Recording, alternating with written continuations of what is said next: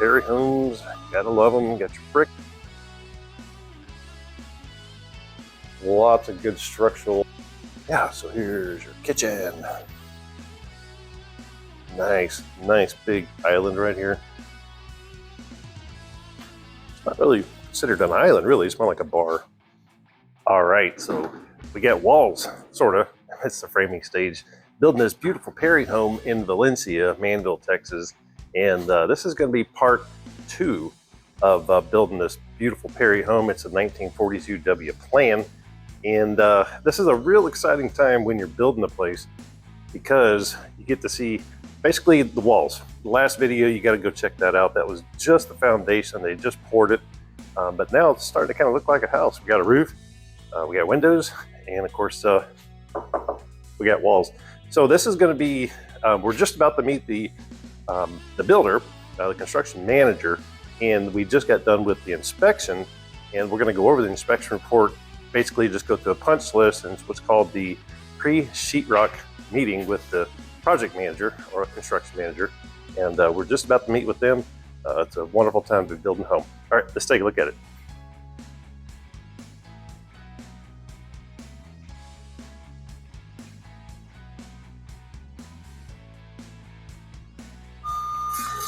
All right, so you guys know I love to start off in the garage, but just kind of wanted to show you the street view a little bit. It is busy out here.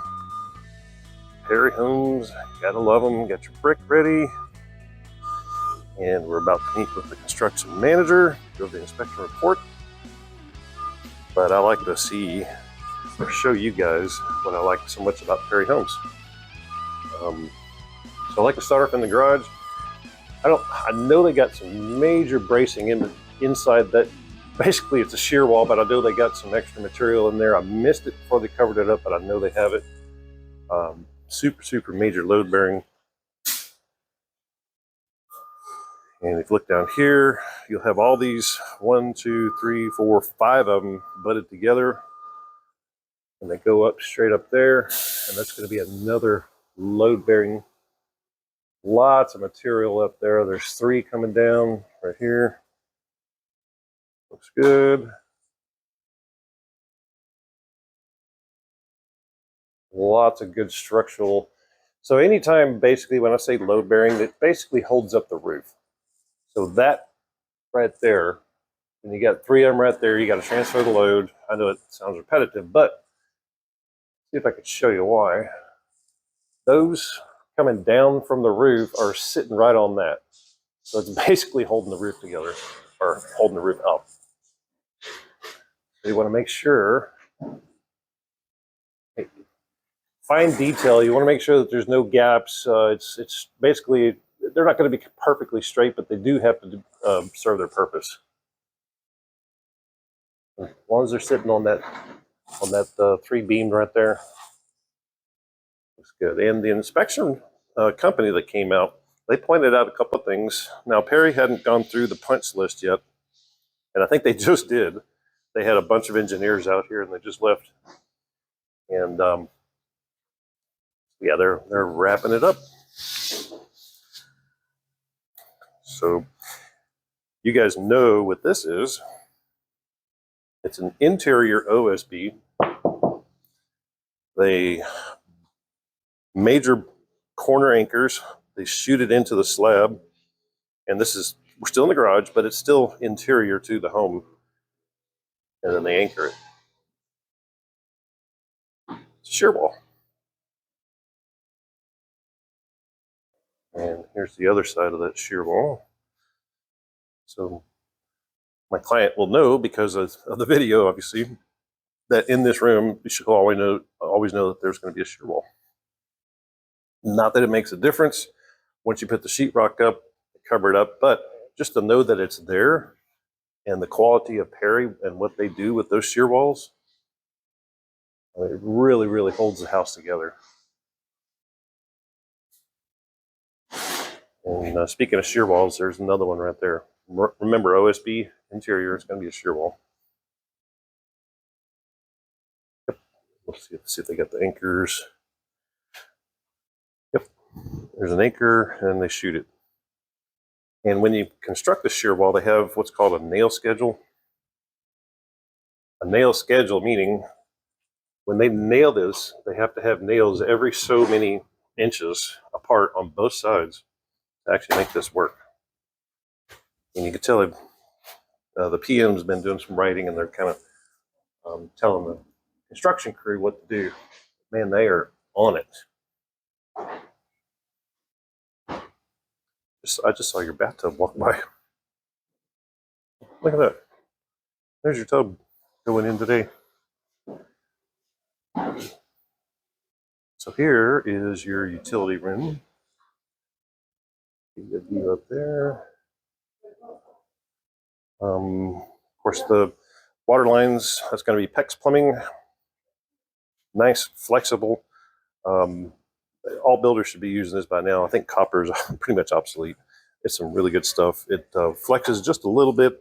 It's somewhat impervious to freezing on an exterior wall because it does flex a little bit. It's a lot better than copper. So yeah, they've got that throughout the whole house. That's a pretty good sized utility room. You walk in, you got washer dryer right there. That's your vent for your dryer. That's your 220 or 240 if you have an electric dryer. And what they do with this is they fill up the drain pipes. That's a water line coming in. Then they open it up. They fill up the drain pipes, and then they check for leaks. And I think the inspector might have found one outside. But I think it was a dripping, but that's a good catch by them. But I'm pretty sure the construction manager already found that. All right, let's take a look. Yeah, so here's your kitchen. Nice big island right here. It's not really considered an island, really. It's more like a bar. An island would be separate. I think we talked about that. Yeah, you've got electrical there, so I forgot what you did with that. I think they put a small island right there. Now I remember. Something rings a bell. Okay, more electrical. These are not structural. It gives you a place to hang your cabinets. You'll see cabinets all the way around. They'll cut that off. Here's your vent for your gas range. There's your gas line, and they'll pressurize that for a period of time with air, I believe, and then they'll monitor that pressure for a certain amount of time to make sure that you don't have any leaks. And they'll leave that on as long as they can. They'll actually put the cabinets in here, and that thing will still be there. And then they'll disconnect it and turn the gas on. Yeah, they've got all your electrical in. That's good. I'm glad that we caught that. We didn't want to have an inspection when they didn't have electrical. Green stickers, that's the city. It's always good. Red stickers would be bad. Nail guards. So anytime you have plumbing, electrical, a gas line, or whatever going through the walls, they have to have a nail guard in every spot where it's a certain distance from where a nail would go through when they hang the sheetrock, if that makes sense. I pretty much went to that pretty fast, but we'll have nail guards anywhere they will need to be nailing sheetrock.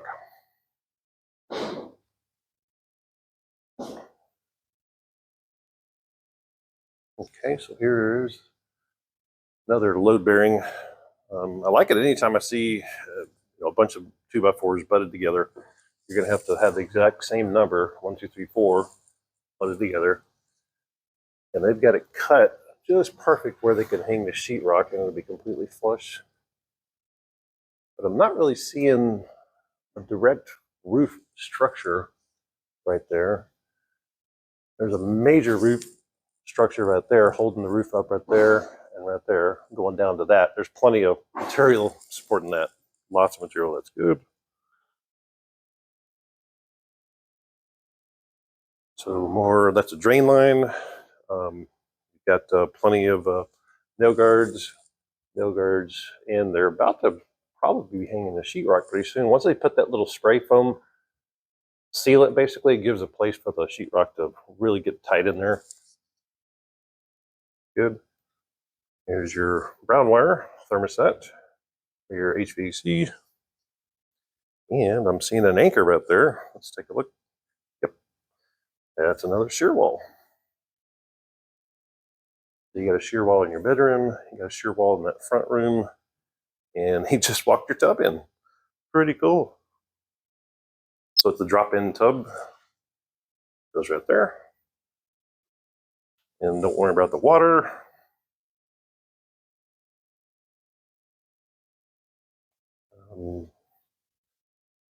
That's your shower mixing valve, hot and cold.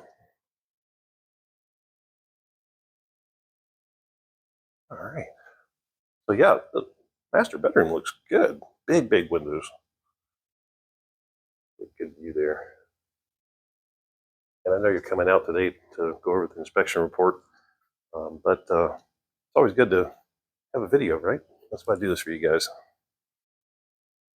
Let's take a look at your back porch. It got a little bit bigger on part one when we filmed just the slab. They had just poured it. In fact, they were just smoothing it out. So it looks quite a bit bigger than just without the structure on top. I think it does. And here's those flip over straps that I told you about. Actually, there's quite a few of them, but that one goes way down into the concrete. When they pour it, they flip it over, nail the house down to the concrete. Awesome. Yeah. And of course, most builders are going to use that heat radiant barrier. That's a Tech Shield. Actually, it's not Tech Shield. It's the same stuff, but they call it, what was that, Eclipse? Same stuff. That goes all throughout. All right, looking good. So I'll see you here in a little bit, and we'll meet with your project manager. All right. All right, so everything's looking good.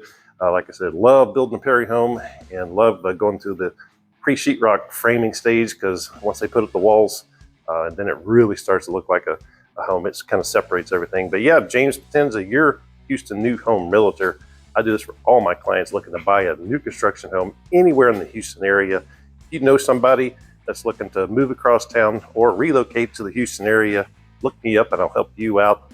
James Potenza, your Houston new home realtor. Thanks for watching, and we'll see you in the next video.